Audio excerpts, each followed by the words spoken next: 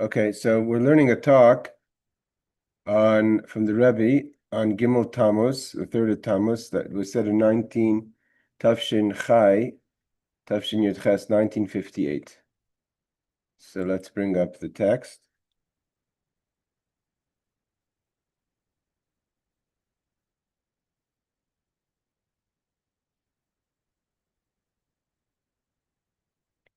Okay.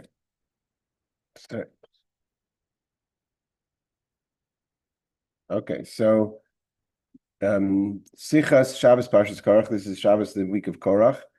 Gimmel Tammuz, the third of Tammuz, Taf Shin Chai, 1958. It says that on the star it says, L'achar Tefillah, after the davening in the morning, Bikshu Mikvoketishus Admar Shlita Li's Vaid. They asked if the Rebbe could verbring the regel ha'opsharnish shel ha'chasan ha'ofrufnish shel ha'chasanim.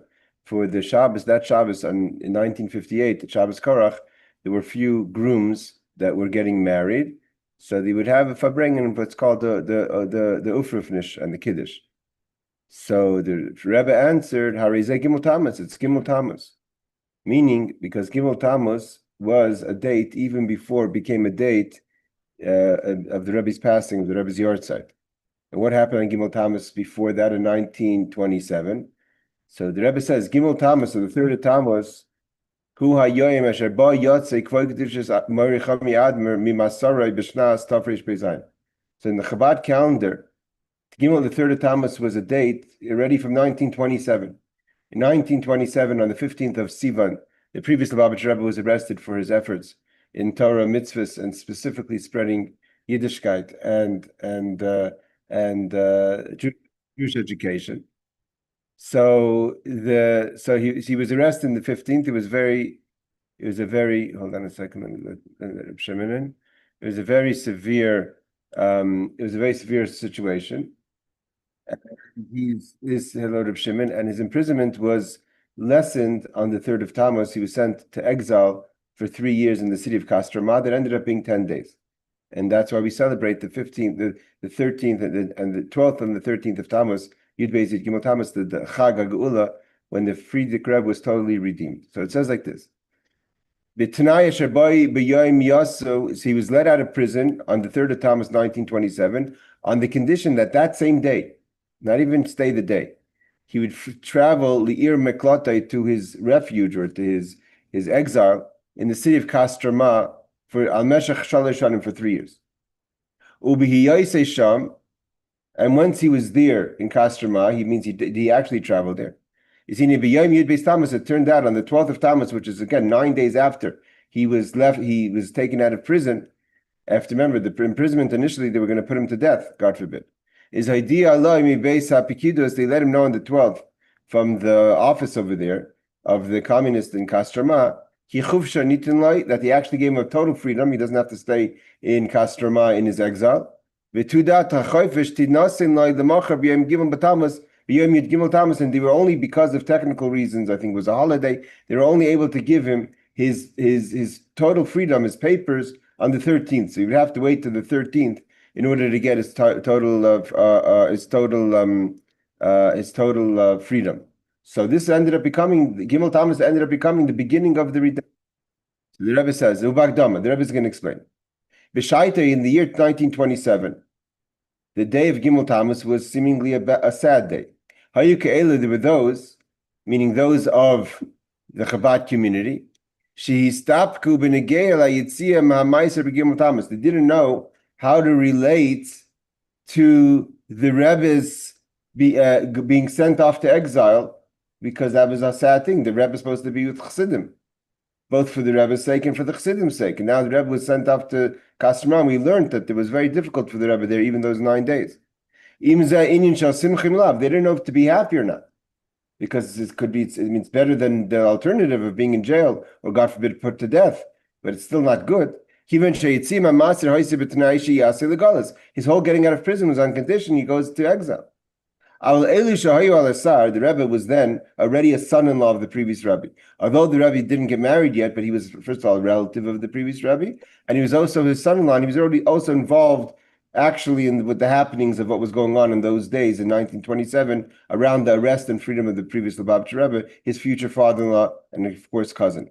So he said those who were there, so the Rebbe is saying he was there, those who were on location, so to say, on point, the Yadu Pratei Matzav, and he understood the severity of the situation. Yadu B'Pshitis, it was obvious, the Rebbe said, to those on the know, the Loi Safek Klal, without any doubt, Shayitzima Meiser Legolas, that the previous Rebbe is getting out of imprisonment, even if it was going to exile, he me'aver min hakatza lakatza, was a total different extreme of how bad it was in prison. Besides the fact that the previous Rebbe's life was endangered and imprisoned, he was physically beat there, but the torture that he went through was horrible, was horrific.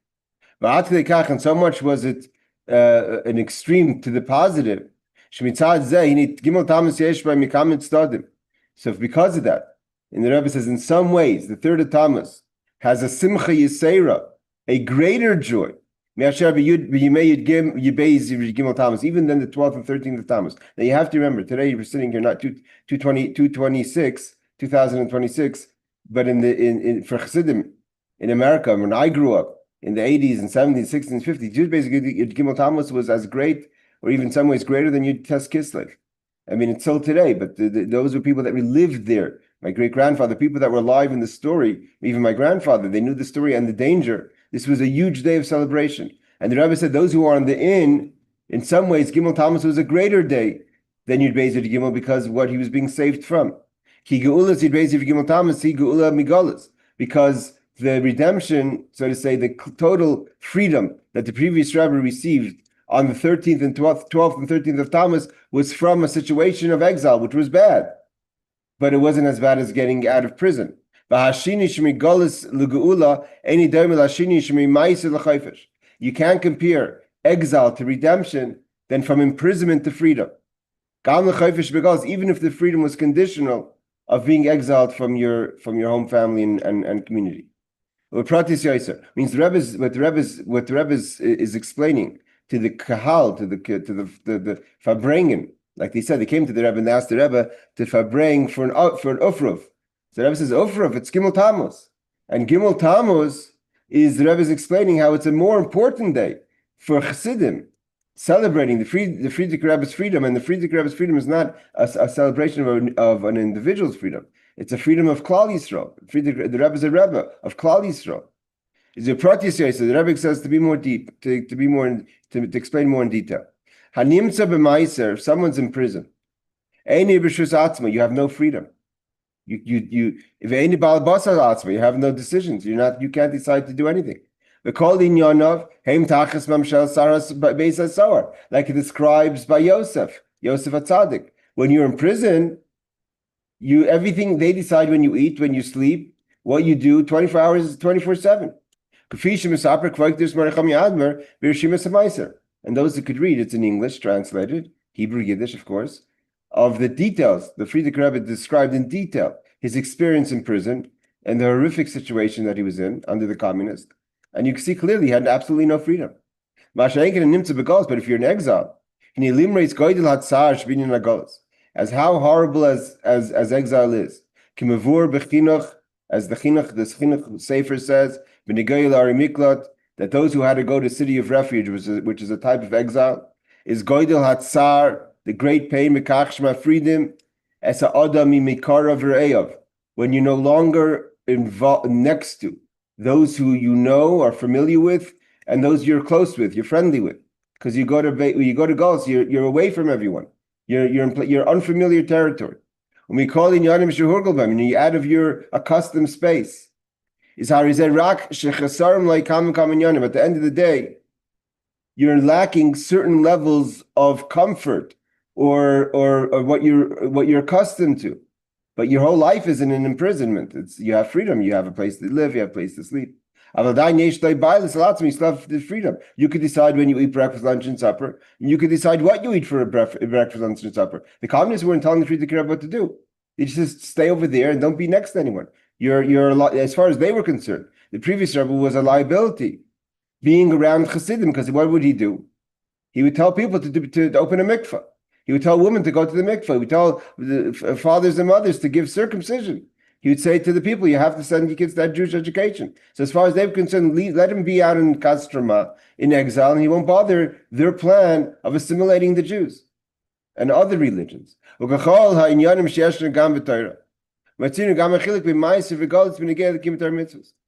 like everything, you have to find this in Torah.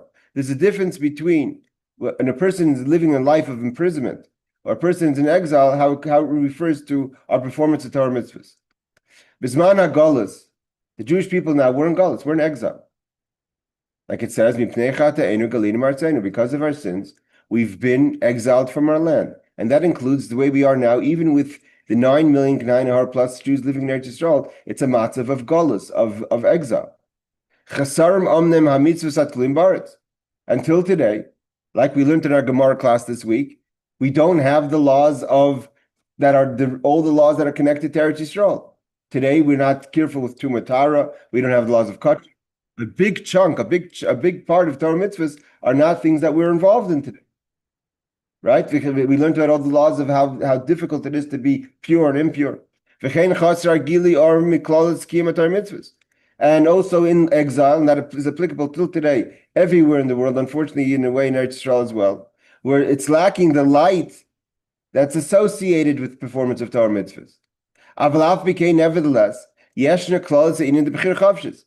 although we're in Golas, and we have a Golas, and the Golas can affect in certain times, in certain places, throughout our history in the past 2,000 years, but at the end of the day, in most situations, we have the freedom, let's say today, especially in the United States and other places in the world, to be Jewish under the circumstances that we have. You have freedom of choice. And the Torah tells you, because you have a freedom of choice, what choice should you make? Choose life, which is Torah. For anything that you can do in Torah mitzvahs. No one's forcing you to eat unkosher food. No one's forcing you to do something else that's not related to Torah mitzvahs. You decide. You can have your reasons for why you want to do it or not do something. But to say that you're being forced to eat non-kosher food, that you can't say. But if someone is in prison, you don't have any choice. You can't make any choices. You have no choices to perform the mitzvahs. If you're in prison, under certain circumstances, especially how the Frierdiker Rebbe was in Russia, he had his tefillin later, but you don't have a Sefer Torah. If the Frierdiker Rebbe would have been there for Sukkot, I highly doubt he would have given him an esrog.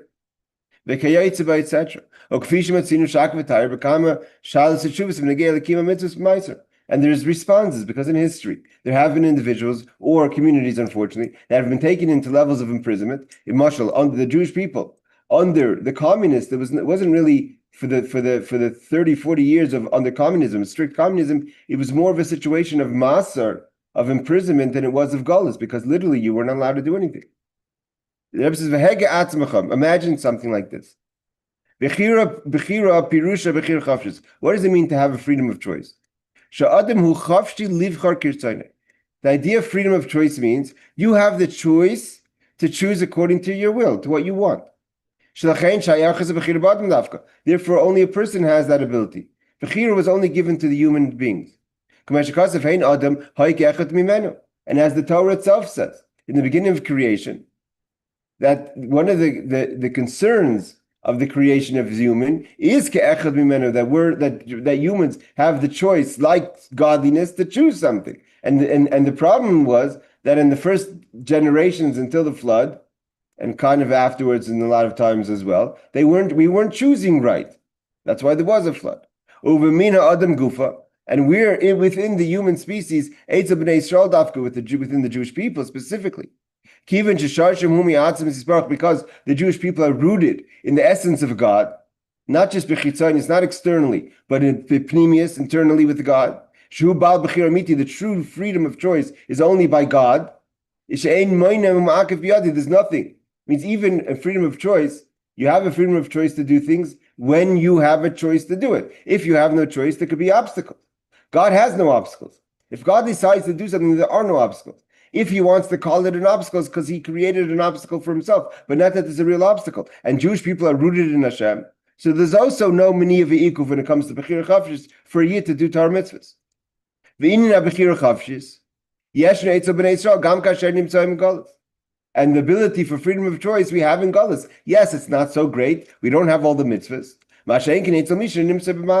So therefore, the Rebbe is saying, but a person in imprisonment doesn't have these choices. So therefore, the Rebbe is saying, those who knew how bad the situation was for the previous Rebbe. You have to remember, not everyone knew. Not everyone knew during or after. And the Rebbe was there because he was trying to help the Frierdiker Rebbe in any way he can. They knew how bad it was, whether it was finding out reports from the inside, what have you. And so therefore they understood that to get out of imprisonment and to go into Gullus, into exile, was a huge upgrade. I mean, like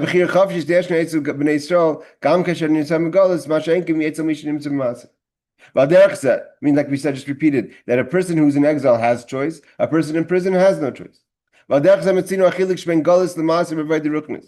person in their own life, sometimes you could be in a situation where you're in exile within your own life, in your avodah pratis as an individual, or you're in a prison. We're not talking about physical prisons. We're talking about prisons in your avodas Hashem. You're trapped in your situation. The Rebbe explains. We're talking about exile within a person's situation. When it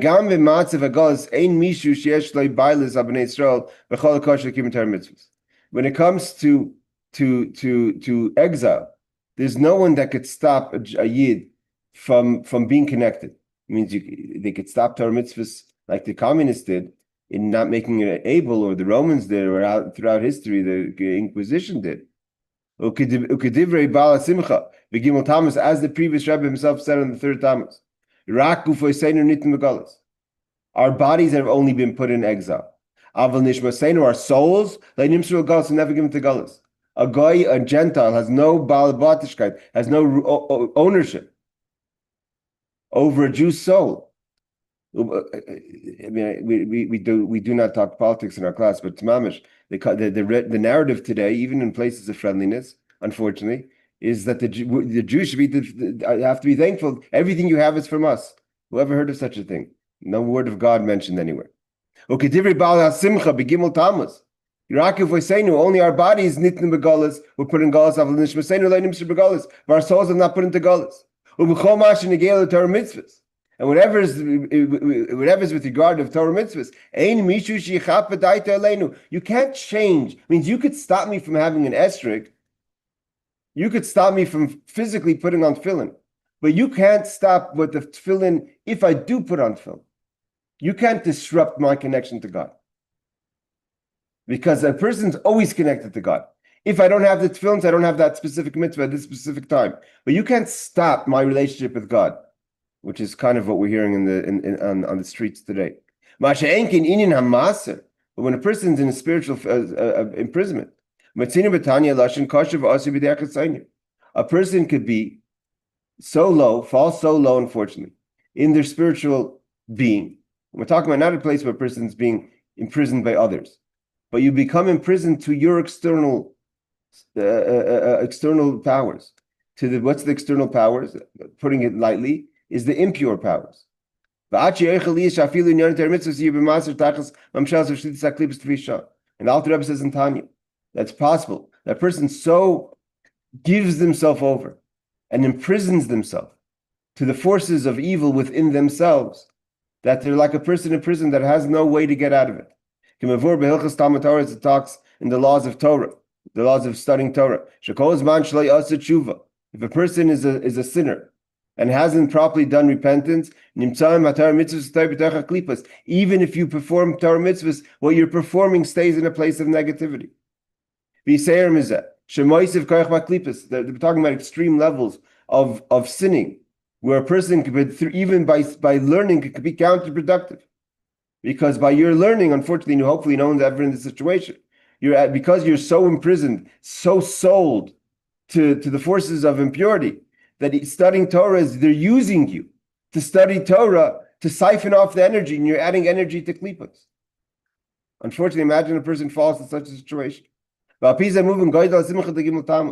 Rebbe says, so therefore, when we understand the physical and the spiritual meaning of imprisonment, we know that when the Rebbe went out on the 3rd of Tammuz to Golus, it was a tremendous upgrade. It was a day of simcha, a day of happiness. The Yois HaYoim Sheba Yatzak V'Kedushas Baruch Adumah Me'amaser. The Frierdiker Rebbe left his imprisonment.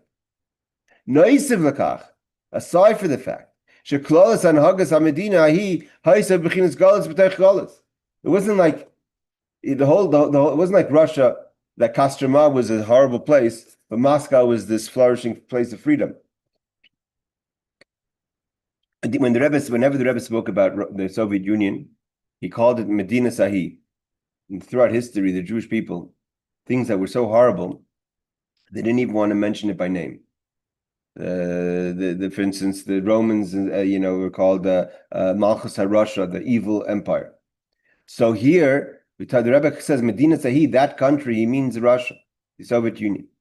The whole country was an exile within an exile. Nevertheless, but his imprisonment was much more severe than as bad as it was on the street of Russia. He had absolutely no freedom, totally dependent on the warden. The Rebbe says more than this. When the previous Rebbe was in prison, like I said before, they wanted to put the previous Rebbe to death. And after they scratched that idea, they weren't going to put him to death. And he calls nevertheless, even though he wasn't free from that, from that verdict, only on the 3rd of Tammuz, but nevertheless, as long as he was in prison, there was always the concern. Again, the Rebbe saying he was involved, that they may change their minds. The famous law in halacha, the same mouth that makes something permissible can make something forbidden. And what happened in the 3rd Tammuz? The previous law of Rebbe left under the rule of the warden of the prison to be somewhat in his own freedom. He stayed, yes, he has to be in Galus, and we learned to Sicha where the Rebbe said that because when he was in Kostroma, it wasn't like he was staying in the Great Western, and he was who knows what kind of house he had. For whatever, they didn't let him have pen and paper there. And he said, that's the famous Sicha we learned. The Refugee Rebbe says, why do I have a hand if I can't write a letter to someone and to help someone, give someone chizuk, someone encouragement? I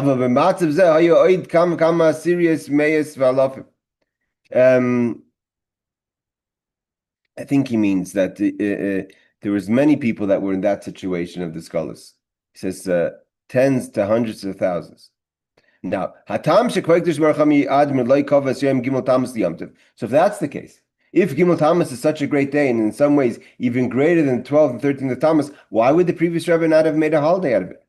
The holiday that the previous Rebbe made and celebrated, and this is the day that for Klal Yisrael of freedom, and we look at it that this was the next stage of Yafutza Menazech Chutza that's leading to Mashiach. So why didn't we start with Gimmel Tammuz? El Rak es a Yom Yud Beis v'Yom Tammuz. So Yeshleima, the Rebbe says we could say, Kol Inyoni Shal Nasi V'Roya Yisrael. What defines? What is everything about a Nasi, a leader, and a shepherd of Israel? Neshama Klal is someone who has a general soul. You have to understand something. The way it is taught and understood from Chassidus and other places of Kabbalah and Musar is, in the Zohar, is that a Nasi is not just a person that has something to say, that could teach you something, is another teacher. A Nasi, a prince of Israel, a leader of Israel, is a Neshama Klalis. Their whole makeup is different. They have, like Yaakov Avinu, Moshe Rabbeinu, their soul is a general soul. It's not, they don't have a private soul. Like the previous Rebbe's daughter said by the court case of Hey Tevis, the Rebbe and the Sfarim belong to Chassidim. There's no privacy by a Rebbe. He's a Neshama Klalis, a general soul. He was a leader. He's a nice guy. He's smart. He's rich. He's not a Neshama Klalis. Hey Shana. So the job of a Nasi as being a general soul. What's a general soul mean? That all the souls of every individual that's alive in the time of the generation of the Nasi that are one of his flock have a part of his soul in their soul. So therefore, his job is to be mashpia, to give, to provide spiritually and materially for the people of his generation. Shehem Neshamas Pratius, because the people of his generation are the individual souls. Shenim Shechais Menashama Klaus that come from the general soul of the Rebbe. Ukiyadua, as is known, the Rebbe says, Shinasi v'roya Yisrael, a prince and a shepherd of Israel. Maniach es atzmoi, he constantly puts his own privacy and his own well-being on the side. Bishvil kol ish pratim Yisrael, for every individual. Vafilu bishvil pachashiv b'chusim. And he doesn't say, I'm looking only for quality people. That's not a nasi. If a nasi says that everyone has to do with me, but one person, he's not a nasi. A nasi's job, by definition, is every single Jew is part of him, has as part of his soul inside of him, and therefore the pachash b'chusim, even someone who's considered, whoever's to describe that, a lowest of the low, is the concern of the nasi. V'inyan of apratim, and the individual needs. Doesn't even compare to the needs of someone who's the lowly of the lowlies. I mean, if you could find the person, not that we're judges to find and describe and label people, but if there was such a thing as a clarity of a label of a person, and you were able to find the lowest of low person, that Dasan and Aviron, who don't stop bothering Moshe has to be concerned for them. He admonishes them, he tells them they're doing wrong, but that comes out of concern. How he shows his concern, or how he projects his concern, may seem harsh, may seem with harsh words, but the Dasan Aviram are also a responsibility of Moshe.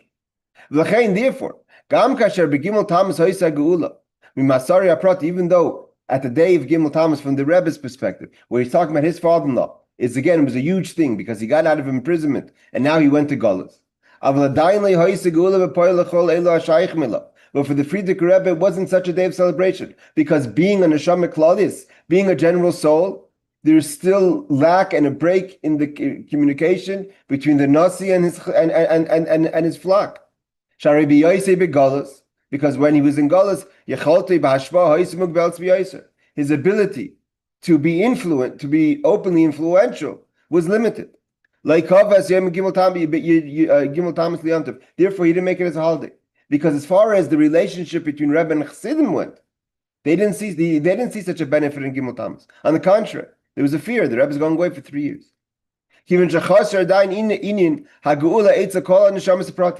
Because the full redemption, which is allowed by the relationship between the Rebbe and the Chassid, was still not there yet on the 3rd of Tammuz. The Friedrich Rebbe was taken out of prison, but the Chassidim didn't feel it yet. And again, it's not that there's an individual Chassid or an individual Yid, because the Nasi is a Nasi of all Klal Yisrael. There's certain more people that are important, less important. Every single person is an Nekuda Ikris, is an essential part when it comes to a general soul. Again, by definition, even a Neshama Pratis, a private soul, that is a person of influence, he or she, and has a lot of people that rely on them. But because he or she is a Neshama Pratis, is an individual soul, and the other people in Neshama Pratis, their connection is limited. A Neshama Klal is by definition, every single person is essential on the highest level. It doesn't make a difference who that person is. That's why everyone went to the Rebbe. Everyone was able to go and have a talk with the Rebbe. There's no one the Rebbe says, "What are you doing here?" That one person, a person came by, give the Rebbe books on other religions. The Rebbe took it away from him. But the Rebbe didn't say, "What are you doing here?"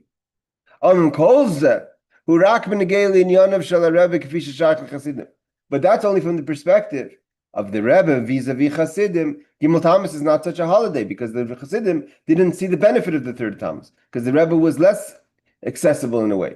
But the Rebbe is talking as a son-in-law, and also from the perspective of a Chassid who's looking at the Rebbe for the Rebbe's sake. It is a day of redemption, and it is a day of simcha, of joy. Therefore, the Rebbe said,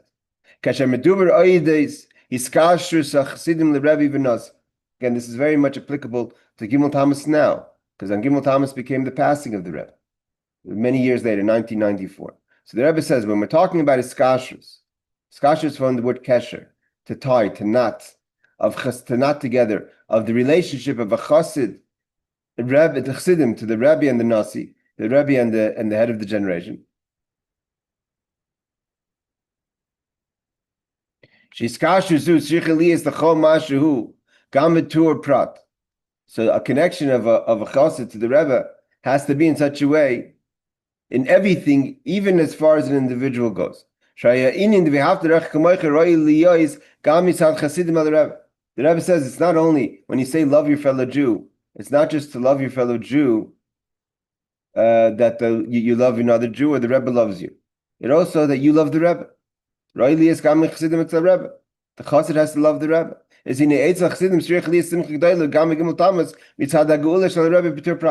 So this Rebbe says that there is, as far as you're concerned, you're allowed to look at the Rebbe as he had an individual victory. That he had an individual, you can't say, well, you're a Rebbe, so therefore Gimmel Tammuz means nothing. But the Rebbe, as far as you're concerned, the Rebbe also has a pratiyus, even though he himself doesn't view it that way. And therefore your love for the Rebbe should be to celebrate with him Gimmel Tammuz. And the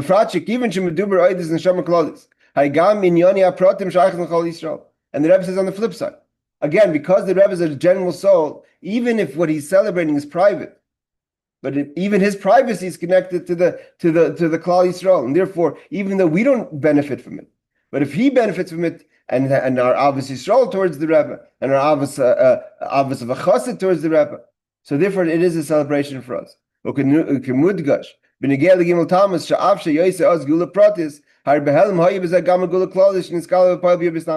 as the Rebbe spoke many times, especially in 1999, 89, and other times in Gimmel Tammuz, that even for the Chassidim, it really was the beginning of the redemption. It only revealed itself on the 12th day. So therefore, the Chassidim only saw it on the 12th, therefore they celebrated on the 12th. But even for the Chassidim, the fact, how did we get to the 12th of Tammuz? Which when the Friedrich Rebbe was totally released and eventually made his way after 13 years to America, was that it all started on the 3rd of Tammuz. Valpiza, the Rebbe says, based on all this, Nimtza, turns out, Gimmel Tammuz Richa Liyas Sasimcha Eitz Chassidim. The 3rd of Tammuz has to be a day of joy by Chassidim. Yoisim Asher Eitzel Rebbe, even more than the joy than the Rebbe has. Why? The Rebbe's whole concern is for the individuals. And the Rebbe was a little down. Why? To say, because for the Chassidim, they didn't see the redemption. But from our perspective, we have to look at the Rebbe also as an individual. I mean, he as a Chassid for Avos Yisrael, the Rebbe. You don't have to say to the Rebbe, "You high talking." You know the famous story. Shmuel Munkus knocked on the Alter Rebbe's door. Shmuel Munkus was a big Chassid Alter Rebbe. He was a joker, but a big tzaddik. Everything about him was mysterious. So Shmuel Munkus knocked on the Alter Rebbe's door in the middle of the night. The Alter Rebbe says, they always had banter between each other. They always had a few harsh words between each other, the Rebbe and Chassid. So the Rebbe, he knocks on the Alter Rebbe's door at night. The Rebbe says, who's there? He says, Shmuel Munkus. Shmuel. He says, what are you doing here? It's the middle of the night. So he says to the Rebbe, I didn't know there's night by the Rebbe. So I mean, that's, he was always giving the Rebbe, Alter Rebbe a hard time. But the idea is that for Chassidim, as a prat, the Friedrich Rebbe had a freedom. Is Iker Nyani Hu B'Shvil and Shamas Pratis. But as a Chassid, we have to see the Rebbe. He has an individuality. At least we have to view it that way. Means the Rebbe is saying an amazing thing, that even if the Friedrich Rebbe himself, because from his perspective, all he wants is that Chassidim should have, and everything should be revealed. So he didn't look at Gimmel Tammuz maybe as such a simcha. But from the Chassidim's perspective, on the contrary, the Friedrich Rebbe was free from imprisonment, at least, even though he was in exile. But he was safe. There wasn't a risk of them turning the verdict back to death, God forbid. Because that began the Rebbe's redemption as an individual. But Oifen Gali was clear. He's no longer in prison. So the Rebbe says that Gimmel Tammuz is a special Yom Tov for Chassidim. It's an amazing thing that the Rebbe is saying that Gimmel Tammuz is a time for Chassid to be had, because it's a redemption for the Rebbe. I'm too small to apply this to Gimmel Tammuz in 1994, but one could imagine there's an idea there as well. The Rebbe says, based on all this that we said, surely we're going to Fabrein Ad Lachri Avdallah straight through the afternoon. Not just the Gimmel Tammuz. So those who are today's Matzah Gimmel Tammuz for those in the United States. So that by me it's already Friday, but the Rebbe says it's not just the day itself; it's the day afterwards. Ad l'Chag HaGeula, the Rebbe says you should bring every day until the 12th and 13th of Tammuz. Then we have to even add more as a simcha in Yud Beis Tammuz. They have 10 minutes. Let's go. This is a famous talk. Isa b'Seder Olam. There's a book called Seder Olam. What's the book Seder Olam? The book Seder Olam tells us, it's a medrash that tells us what days different things happen. We have a lot of things in our history. We just don't know what days they were. Seder Olam kind of organizes all the happenings of the Jewish people's history. One of the things that it tells us about is the first time Gimmel Tammuz shows up in our history. The Gimmel Tammuz Mana, it says in Seder Olam that should be Gimmel Tammuz Mana Yeshua. On the third of Tammuz, Yehoshua, meaning the successor and student of Moshe, the one who brought the Jewish people into the land. Roish Lekoivshim, the Rebbe says the head of all conquerors. Es ha-mahalach ha-shemesh ba'imrei shemesh b'givan dom. He stopped the sun's movement. He said shemesh b'givan dom. Dom means stop. Why? Because the Jewish people needed the light to continue fighting. They didn't have floodlights, whatever they're called. So they needed more sunlight.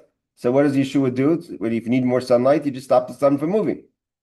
Well, Pirkei Rabbi Elazar Iser, and the Pirkei Rabbi Elazar is also a medrash, says, it wasn't just that the sun stopped, the whole Seder Shtalshlos, the whole system stopped. All the galaxies stopped moving. Everything froze. In a good way, meaning that the sun stayed. It's the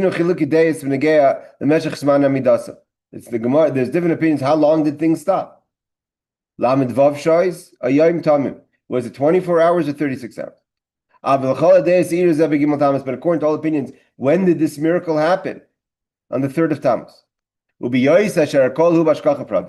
The Rebbe say nothing's by chance. Everything's by divine providence. So why did this happen on Gimmel Tammuz? And then, like we know, whenever something happens, every year, Nishanim, there's that energy of something that happened in all years. So there's the energy of stopping the sun on the 3rd of Tammuz. If things continue to move, the cycle of life, sun rises, the sun sets, Gimmel Tammuz's day, the sun doesn't set. It's an auspicious day for the sun to stay put. Therefore, the Rebbe says we have to say, of course, everyone applied this to Gimmel Tammuz of 1994, that the sun didn't set. The Gemara in Shabbos says, the sun rises, the sun sets. A tzaddik comes, a tzaddik goes. A nasi comes, a nasi goes. The sun set on Gimmel Tammuz 1994. So the Rebbe says, but the Rebbe said in 1958 that the redemption that happened on 3rd of Tammuz wasn't by chance that it was the 3rd of Tammuz. It happened because it's connected. Whatever happened in Gimmel Tammuz, but the Rebbe is going to explain now. What happened in Gimmel Tammuz in 1927, it's connected with the energy and the inspiration of the idea of the sun stopped moving on the 3rd of Tammuz for Joshua. The Rebbe says, what does this mean? What's doim?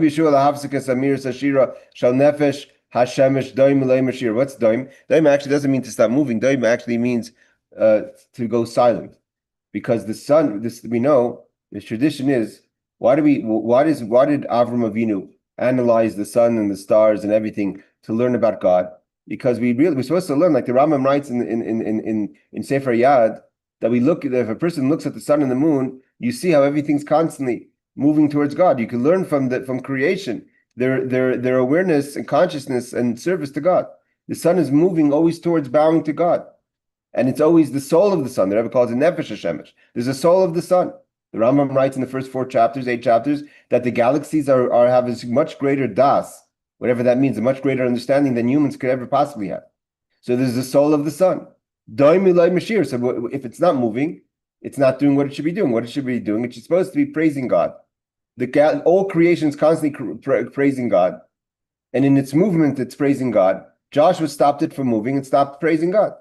And because he stopped moving him, the sun was no longer bowing to God. It's moving always towards bowing to God. Siva Vashem, which is the cycle of the sun. Shiras HaMelachim, because of that, we know that when Yaakov was holding the angel and when he was fighting with Esav, the sun started to rise. He says, I need to go. Why? Because they all had their slots to say Shira to God. When the sun was starting to rise, it was his slot, or its slot. So the sun, if it stops moving, everything stops. The angels stop saying praise. Shiras HaMelachim, who Aidei Shegila, as Milas Shiras HaNeshamas, Shiras HaMelachim. I think we actually learned this Sicha once. Why? Because for Yeshua, we learned that it was more important for people, that the people should say Shira, which is connected to the war, than for the angels and the creation to say Shira. The Rebbe says, what does this mean? Before Chassidus it explains, although we have all the verses and described by the prophets in Yeshai and Yecheskel about the various different praises of the angels, Yesh Gam Shiras and Neshamas, the souls also praise God or sing to God. We know that souls have elevations. We do what you call hilach v'aliyu aydei shir dafka. And one of the rules are, like the Alter Rebbe says, kol bali shir nimshachim b'shir. Shir really means in the halach, it's talking about a leash. But also shir can mean a song. That all movement is with song. You can't move without having a tune to yourself. You have to have a tune. Doesn't mean you have to be shouting a song. But all movements of the soul happens with song.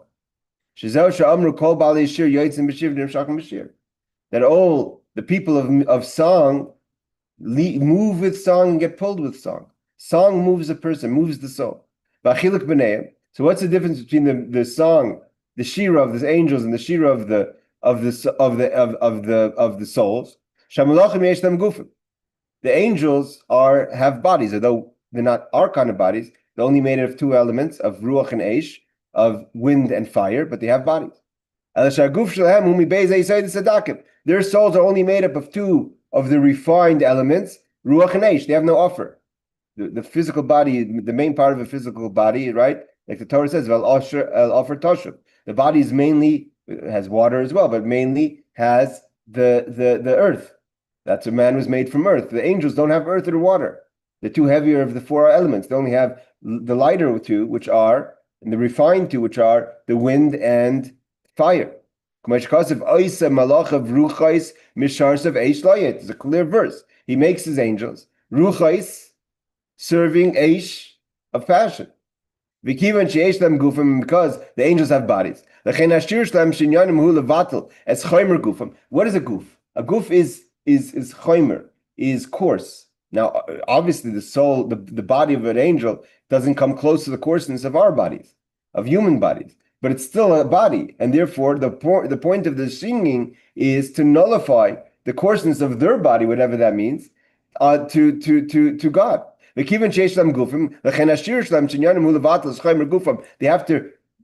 have to refine the coarseness of their body.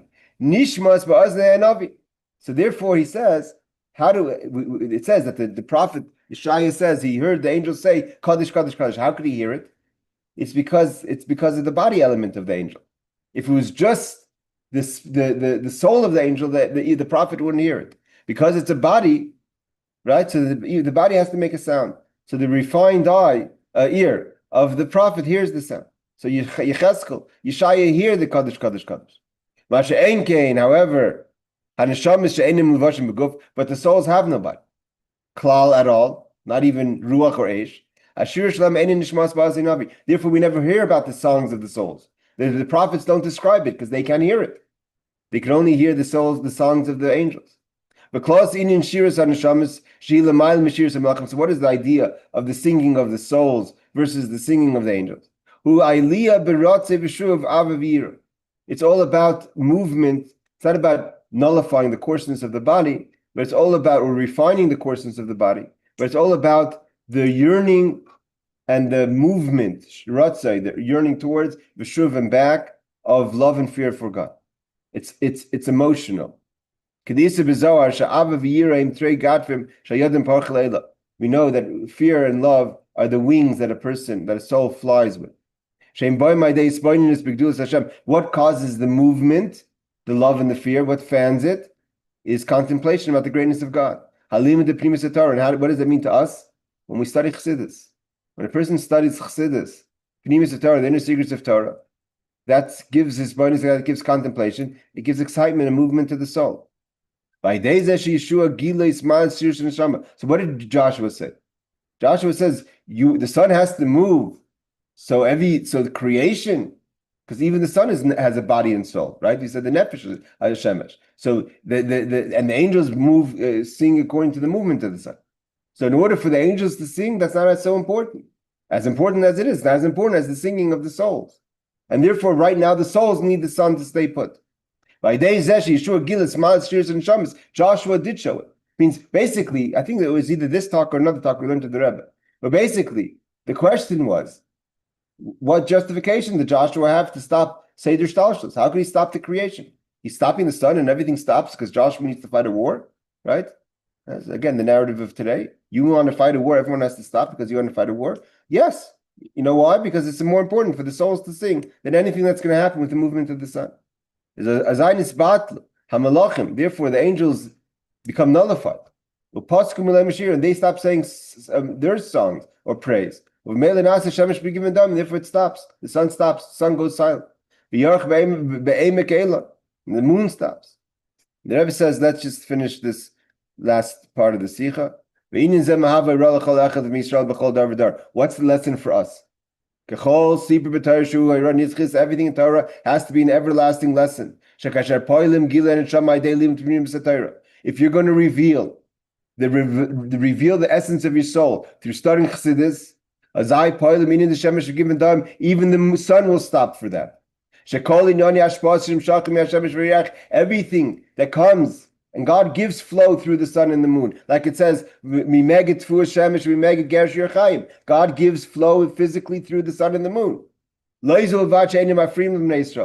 If it's about getting closer to Pnimiyus HaTorah, to the Pnimiyus of the Neshama, not only won't he disturb a Jewish person, they help us, and if they have to stop, they will stop. If the sun has to stop, so a person could reveal the etzem on Neshama, the essence of your soul, then the sun will stop for you.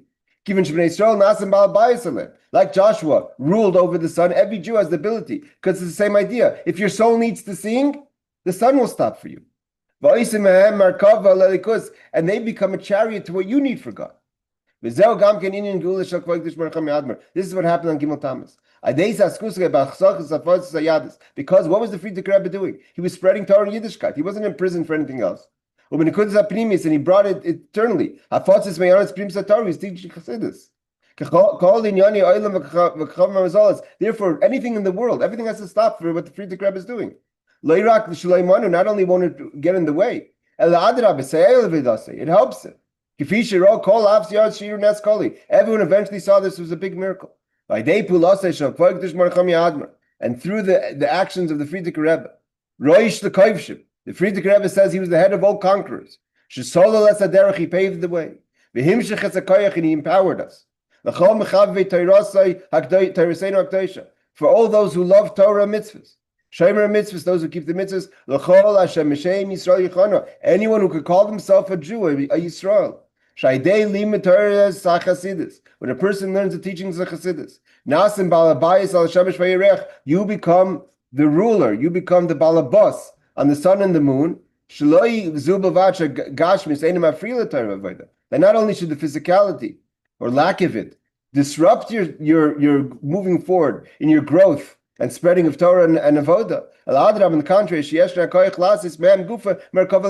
you could dictate how it should be. Because all of this is to fulfill the final desire of Hashem of making this place a dwelling place for Hashem. Thank you everyone for joining. I got to run. Have a wonderful Shabbos, and we'll see you guys next class.